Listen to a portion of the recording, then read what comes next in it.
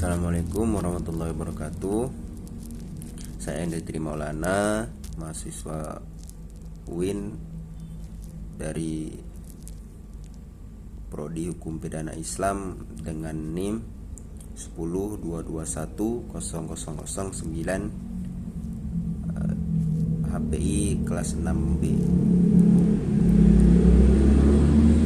Baiklah, saya akan sedikit menerangkan materi kedua, yaitu kebijakan hukum pidana.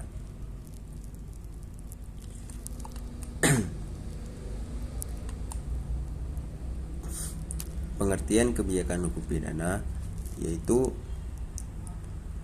menurut Barda Nawawi Arif, yaitu yang mengemukakan pembaruan hukum pidana pada hakikatnya mengandung makna suatu upaya untuk melakukan reorientasi dan reformasi hukum pidana yang sesuai dengan nilai-nilai sentral sosiopolitik, sosiofilosofik, dan juga sosiokultural masyarakat Indonesia yang melandasi kebijakan sosial, kebijakan kriminal, dan juga kebijakan hukum Indonesia. Dalam hal ini, pembaruan hukum yang ditempuh adalah hukum pidana atau penal reform.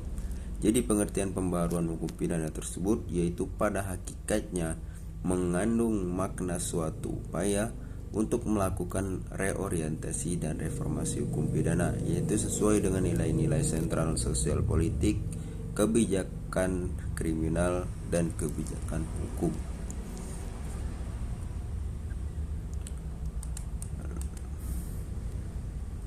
Lalu, pembaruan hukum pidana menurut Sir Rupert Krauss sebagaimana dikemukakan oleh Barda Nawawi Arif, yaitu yang mengatakan bahwa perubahan sistem hukum pidana sebagaimana yang dijelaskan sebagai usaha untuk mencapai pembaruan hukum pidana jika diarahkan secara langsung atau secara tidak langsung merehabilitasi si pelanggar, atau jika objeknya akan menghindari menghukum atau mengurangi pidana atas dasar kemanusiaan.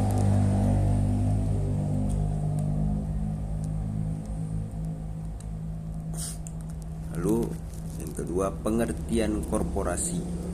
Korporasi dalam bahasa besar KBBI memiliki dua kriteria pengertian, yaitu sebagai usaha yang sah atau badan hukum, dan perusahaan atau badan usaha yang sangat besar atau perusahaan yang dikelola dan dijalankan oleh suatu perusahaan besar. Dalam hukum perdata, korporasi adalah badan hukum.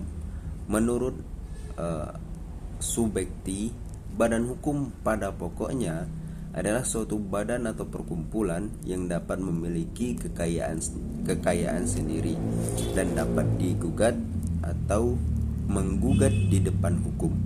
Hak dan wajib badan hukum sama sekali terpisah dari hak kewajiban anggotanya.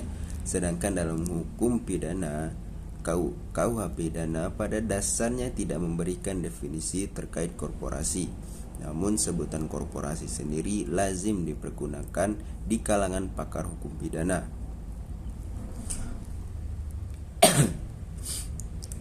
Hal tersebut pun kemudian diruangkan ke dalam Undang-Undang Dasar di luar KUH pidana, seperti yang juga menjadi sumber hukum dalam penelitian ini ialah Undang-Undang Nomor 32 Tahun 2009 tentang perlindungan dan pengelolaan lingkungan hidup.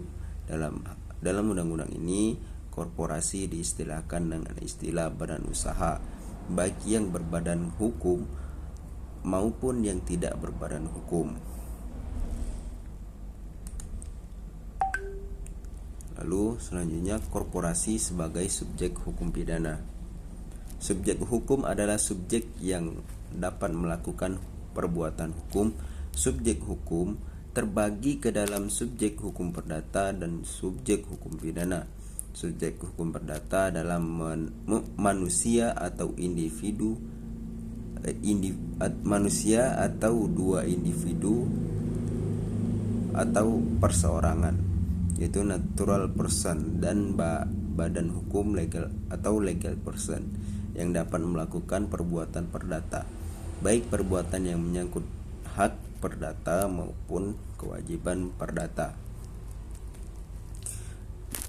Badan hukum bertindak melalui pengurus badan tersebut yang mewakili untuk dan atas nama badan hukum yang dipimpinnya. Sedangkan subjek hukum pidana bukan berkaitan dengan hak dan kewajiban, tetapi berkaitan dengan perilaku pidana yang terdiri atas tindak pidana komisi dan tindak pidana ominasi, yang kemudian dalam hukum pidana Indonesia dikenal sebagai tindak pidana.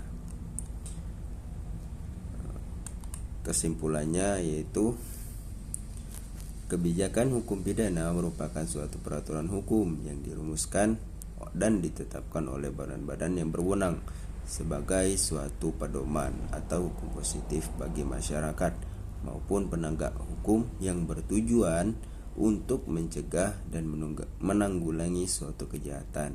Dengan kata lain, suatu tindak pidana.